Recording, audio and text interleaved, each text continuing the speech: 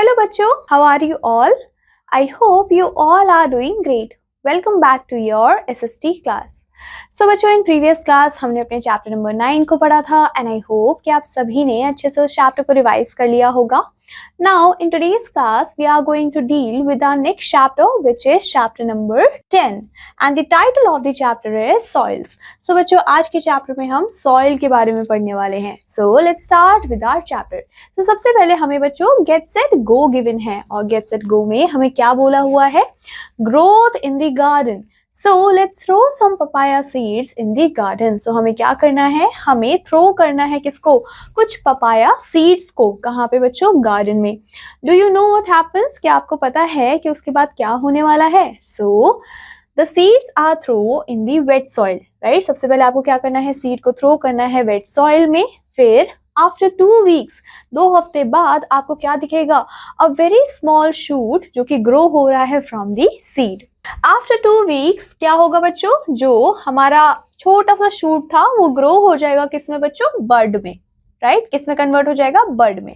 After that what will happen? Now the flower bird baby plant. So बच्चों, जो flower का bird था उसमें से बेबी प्लांट निकलने वाला है. After days the flower have come. और कुछ टाइम बाद उसमें फूल आ गए हैं. The tree has papaya on it. और धीरे धीरे वो ट्री में कन्वर्ट होता जाएगा और ट्री में पपायाज होंगे. एंड जो पेटल्स हैं, जो लीव्स है, वो फॉल ऑफ हो जाएंगे. नाउ जो बर्ड है बच्चों वो वापस टर्न हो जाएगा इनटू अ फ्रूट, राइट? सो जो ये साइकिल है वो चलती रहेगी. लेकिन ये साइकिल आपको कब पता चलेगा? जब आप थ्रो करेंगे कुछ पपाया सीड्स को वेट सॉइल में. Now let's start with our chapter. So बच्चों, सबसे पहले हम इंट्रोडक्शन पढ़ेंगे. तो जो सॉइल है, soil is very important natural resource. अगर हम सॉइल की बात करते हैं, मिट्टी की बात करते हैं, तो बच्चों ये क्या है? हमारे लिए बहुत ही इंपॉर्टेंट नेचुरल रिसोर्स है. It gives plants which are the food of human beings and animals. So बच्चों, जो सॉइल है, सॉइल की वजह से ही हमें प्लांट्स मिलते हैं. और प्लांट्स क्या है? प्लांट्स फूड है. प्लांट्स खाना है किसका? ह्यूमन बीइंग्स के और एनिमल्स के. क्योंकि हम लोग भी प्लांट्स खाते हैं. जो भी एनिमल्स हैं, राइट, योर हार्बिवोर्स, वो भी प्लांट खाते हैं. तो जो ये एनिमल और ह्यूमन बीइंग्स को खाना देने का काम है वो प्लांट करते हैं. लेकिन वो प्लांट कहाँ पे होते हैं बच्चों? वो सॉइल में ग्रो होते हैं.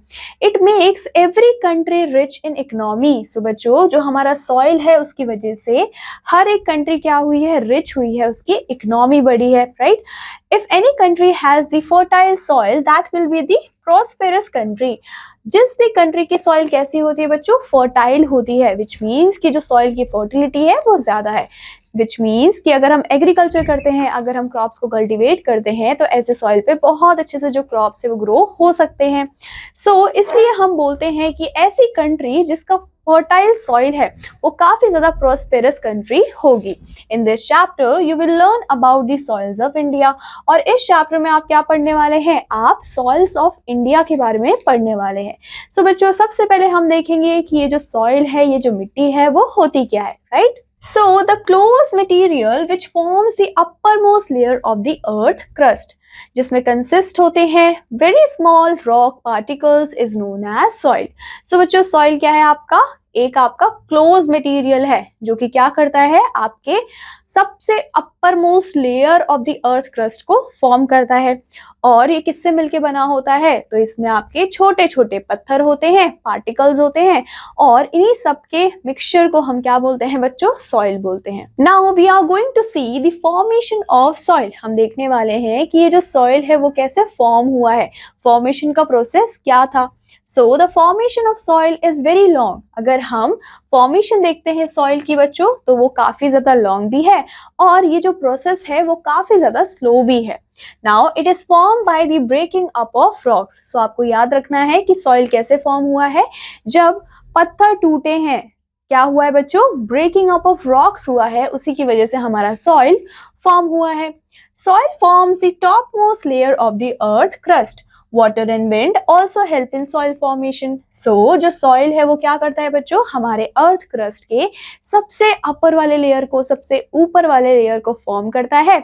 और ये फॉर्म करने के लिए, इसकी हेल्प के लिए कौन है बच्चों, वाटर भी है एंड विल भी है, जो कि हेल्प करते हैं किसमें बच्चों, सॉइल फॉर्मेशन में। They carry rock materials and deposit with them in various places in the form of soil. अब हम देखेंगे कि ये जो वाटर है और ये जो हवा है वो कैसे हेल्प कर रही है सॉइल फॉर्मेशन में। तो बच्चों ये क्या करते हैं, जो वाटर और विंड है वो कैरी करते हैं किसको, रॉक मटेरियल्स को। उसके बाद इनको डिपॉजिट कर देते हैं अलग अलग जगह पे, जिसकी वजह से ही फॉर्मेशन होता है किसका बच्चों, upper most layer of the earth crust का। इन आवर कंट्री, अगर हम अपनी कंट्री की बात करते हैं, जो हमारे नॉर्दर्न प्लेन्स हैं एंड जो हमारे रिवर डेल्टाज है, वहां की सॉइल काफी ज्यादा फर्टाइल होती है।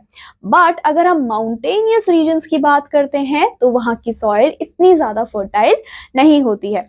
आपको क्या चीज याद रखनी है, आपको याद रखना है कि जो नॉर्दर्न प्लेन्स है, जो रिवर डेल्टाज है, वहां के आसपास का सॉइल बहुत ज्यादा फर्टाइल होता है, विच मीन्स कि जो कल्टीवेशन है वो काफी ज्यादा अच्छी होने वाली है। लेकिन जो आपके माउंटेनियस रीजन है, ऐसे रीजन जहाँ पे पहाड़ है, तो बच्चों यहाँ पे आपको सॉइल इतना ज्यादा फर्टाइल देखने को नहीं मिलता है। Basically the soil is of various kinds. अब बच्चों जो सॉइल होता है वो बहुत सारे टाइप का होता है, सिर्फ एक टाइप का सॉइल नहीं होता, डिफरेंट डिफरेंट काइंड्स के सॉइल होते हैं। और एक इस पे डिपेंड करता है, ये डिपेंड करता है upon the size of various particles in it, which means कि सॉइल के अंदर जितने भी पार्टिकल्स हैं, उन पार्टिकल्स के साइज क्या है, उस पर डिपेंड करता है कि आपका किस टाइप का सॉइल होने वाला है। Now coming to our next topic, जो कि है बच्चों काइंड्स ऑफ सॉइल। अब हम देखने वाले हैं कि हमारे पास कौन कौन से टाइप के सॉइल है।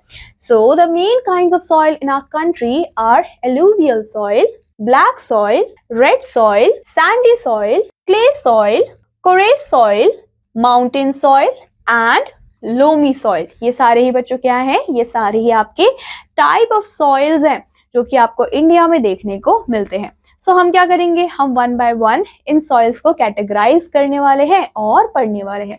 बच्चों सबसे पहले हम पढ़ेंगे एलुवियल सॉइल को। बच्चों एलुवियल सॉइल क्या होती है, ये आपको याद रखना है कि सबसे पहले ये मिलती कहाँ पर है। Alluvial soil is found in northern and coastal planes. बच्चों जो भी आपके नॉर्दर्न प्लेन्स है, जो भी आपके कोस्टल प्लेन्स है, वहां पे आपको एलुवियल सॉइल देखने को मिलता है। The reverse coming from the Himalayas and the Deccan plateau bring large quantities of sand and silt with them. अब जितनी भी हमारी क्या है बच्चों, नदियां हैं, रिवर्स है, जो कि कहाँ से आ रही है, हमारे हिमालय से आ रही हैं। हमारे कहाँ से आ रही है बच्चों, डेक्कन प्लेट्यू से आ रही हैं। तो ये क्या करती हैं, ये अपने साथ ढेर सारा सैंड लेके आती है और ढेर सारा सिल्ट लेके आती है, और फिर उसको कहाँ डिपॉजिट कर देती है, आपके नॉर्दर्न और कोस्टल प्लेन्स में। होता क्या है, this is deposit on the river banks. ये कहाँ डिपॉजिट हो जाती है बच्चों, रिवर के बैंक में। और उसी सॉइल को हम क्या बोलते हैं बच्चों, एलुवियल सॉइल। बच्चों एलुवियल सॉइल में हमने क्या देखा, हमने देखा कि नॉर्दर्न एंड कोस्टल प्लेन में हमें मिलता है। और ये कैसे बनता है, क्योंकि जितनी भी रिवर्स होती है, जो कि हिमालय से आती है, जो कि डेक्कन प्लेट्यू से आती है, वो अपने साथ ढेर सारा सैंड लेके आती है, ढेर सारा सिल्ट लेके आती है, फिर उसको डिपॉजिट कर देती है कहाँ पे बच्चों, रिवर बैंक्स पे। उसी से ही आपका एलुवियल सॉइल बनता है, right. Alluvial soil is very fertile. अब आपको याद रखना है कि जो हमारा एलुवियल सॉइल होता है वो बहुत ज्यादा फर्टाइल होता है, और इस पे ढेर सारे क्रॉप्स ग्रो भी किए जाते हैं। अब आप पूछेंगे कि कौन कौन से क्रॉप्स ग्रो होते हैं। बच्चों क्रॉप्स यहाँ पे ग्रो किए जाते हैं, for example rice, wheat, maize, sugarcane, tobacco, cotton, jute, pulses, oil seeds, vegetables. ये सारी ही चीजें बहुत अच्छे से ग्रो होती है एलुवियल सॉइल में। The second we have black soil. It is found in the northwestern part of the Deccan Plateau. बच्चों Deccan Plateau के आपके northwestern डायरेक्शन की तरफ, नॉर्थ वेस्टर्न पार्ट की तरफ आपको ब्लैक सॉइल देखने को मिलता है। The soil is formed by lava deposit. अब आपको ये याद रखना है कि ये जो आपका ब्लैक सॉइल है वो कैसे फॉर्म होता है। जितने भी लावा के डिपॉजिट्स होते हैं, here you can see in the picture as well. Lava के जितने भी डिपॉजिट होते हैं वही क्या करते हैं, आपके ब्लैक सॉइल को फॉर्म करते हैं। इनसाइड द अर्थ क्रस्ट आपको देखने को मिलता है, it is very neat and rocks are there in molten state. अगर हम अर्थ क्रस्ट के अंदर वाला स्ट्रक्चर देखते हैं तो वहां पे आपको बहुत ज्यादा हीट देखने को मिलेगी, रॉक्स भी होते हैं, और लेकिन वो जो रॉक्स होते हैं, वो जो पत्थर होते हैं, वो मोल्टन स्टेट में होते हैं। The molten rock material is called lava. So बच्चों जितना भी हमारा क्या है, पिघला हुआ रॉक मटेरियल है, उसको हम लावा के नाम से जानते हैं। अब ये जो लावा है वो क्या करता है बच्चों, it comes out of the earth interior through cracks and cool down, forming a rock. Black soil is formed by such rocks. अब होता क्या है कि जितना भी गरम गरम लावा है वो अंदर से बाहर आने लग जाता है, किसके थ्रू, जो क्रैक्स होते हैं उनके थ्रू, एंड क्रैक्स के अंदर से बाहर निकलते ही जितना भी लावा है वो ठंडा हो जाता है, वो कूल डाउन हो जाता है और वो धीरे धीरे वापस एक रॉक का शेप ले लेता है, या फिर आप बोल सकते हो रॉक का फॉर्मेशन हो जाता है। सो बच्चों जो ब्लैक सॉइल है वो इसी आपके रॉक से बनता है। The soil is fertile and good for growing cotton and sugar cane. So बच्चों जो ब्लैक सॉइल होता है वो भी काफी ज्यादा फर्टाइल होता है और ब्लैक सॉइल में बहुत ही अच्छे से कॉटन को और शुगर केन को ग्रो किया जाता है। ब्लैक सॉइल, उसको हम क्या बोलते हैं बच्चों, कॉटन सॉइल भी बोलते हैं, क्योंकि ब्लैक सॉइल में बहुत अच्छी तरीके से क्या ग्रो होता है बच्चों, कॉटन सॉइल ग्रो होता है, right. Now we have a third type of soil which is sandy soil. So sandy soil में क्या होते हैं बच्चों, it contains 80% of the sand along with some clay and silt. तो बच्चों sandy soil as the name suggest, नाम से ही हमें पता लग रहा है कि यहाँ पे जो सैंड है वो ज्यादा अमाउंट में होगा, और वो कितने अमाउंट में है बच्चों, 80% ऑफ सैंड है और बाकी का 20% में आपके पास क्ले भी होता है और सिल्ट भी होता है। There is a lot of air in the space between sand particles. So बच्चों में क्या देखने को मिलता है, बहुत सारा एयर देखने को मिलता है जो भी स्पेस है, किसके बीच में, जो सैंड पार्टिकल्स के बीच में जो भी स्पेस है वहां पे आपको एयर देखने को मिलता है। वाटर सीप्स थ्रू सैंड क्विकली, जितना भी वाटर है वो बहुत जल्दी एब्जॉर्ब हो जाता है, सीप्स हो जाता है, किसके थ्रू बच्चों, सैंड के through. It can hold only a little water, लेकिन ये जो हमारा सैंडी सॉइल है वो सिर्फ थोड़े ही पानी को होल्ड कर पाता है। Millets are grown more in sandy soil with less water. So बच्चों जो मिलेट्स होते हैं वो बहुत अच्छे से ग्रो हो जाते हैं सैंडी सॉइल में और इनको ज्यादा पानी की जरूरत भी नहीं होती, विच मीन्स कि लेस वाटर में ही मिलेट्स ग्रो हो जाते हैं। Cucumber and gourd are also grown it because their roots need much of air. So बच्चों जो क्यूकम्बर्स हैं या फिर जो आपके gourds, right, for example bottle garden etcetera, इन सारी चीजों को ग्रो किया जाता है आपके सैंडी ऑयल में। क्यों किया जाता है, क्योंकि इनके रूट्स को ज्यादा एयर की जरूरत होती है और हमें पता है कि जो सैंडी सॉइल है उनके एयर सैंड के पार्टिकल्स के बीच में हमें ज्यादा एयर देखने को भी मिलता है।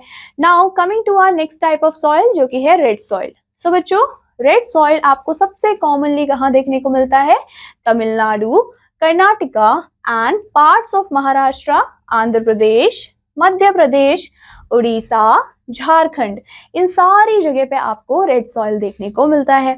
This red coloured soil is less fertile, लेकिन ये जो रेड कलर का सॉइल होता है वो काफी कम फर्टाइल होता है। However if sufficient quantities of fertilizers are added, crops such as cotton, wheat, rice, millets, pulses and tobacco can be grown in it. लेकिन यहाँ पे आपको बोला है कि लेस फर्टाइल तो है, ज्यादा फर्टाइल नहीं है, लेकिन अगर हम फर्टिलाइजर्स को यूज करते हैं, फर्टिलाइजर्स को ऐड करते हैं आपके रेड सॉइल में, तो उसके कारण आप ढेर सारे क्रॉप्स को ग्रो कर सकते हो। जैसे कि कौन कौन से crops, cotton, wheat, rice, millets, pulses and tobacco. The next one we have is clay soil. So the soil consists mainly of clay particles. So बच्चों as the name suggests, नाम क्या है बच्चों, clay soil है, तो यहाँ पे आपको clay particles देखने को मिलेंगे। एंड जो clay particles होते हैं वो बहुत ज्यादा फाइन होते हैं और sticky होते हैं। There is no air or space between the particles. अगर आप देखेंगे तो particles के बीच में कोई भी space नहीं होता, और space नहीं है इसलिए कोई air भी नहीं होता। जितने भी clay particles होते हैं वो क्या करते हैं, वो absorb करते हैं water को and swell हो जाते हैं, सूज जाते हैं, and they get closer than before, और वो अपने आसपास आ जाते हैं। Water can seep through it very slowly. जो water है बच्चों वो भी स्वीप हो जाता है through it very slowly, and ये जो सॉइल होता है वो होल्ड करके रखता है बहुत सारे वाटर को।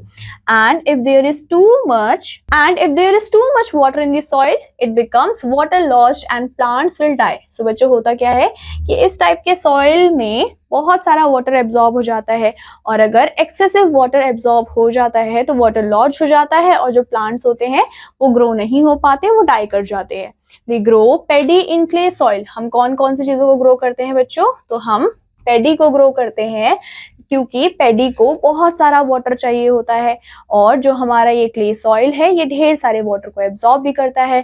इसी वजह से जो पेडी है वो बहुत अच्छे से ग्रो होता है आपकी क्ले सॉइल में। Then we have mountain soil. So बच्चों, एज द नेम सजेस्ट, ये जो सॉइल है ये आपको कहाँ देखने को मिलता है? माउंटेन्स में।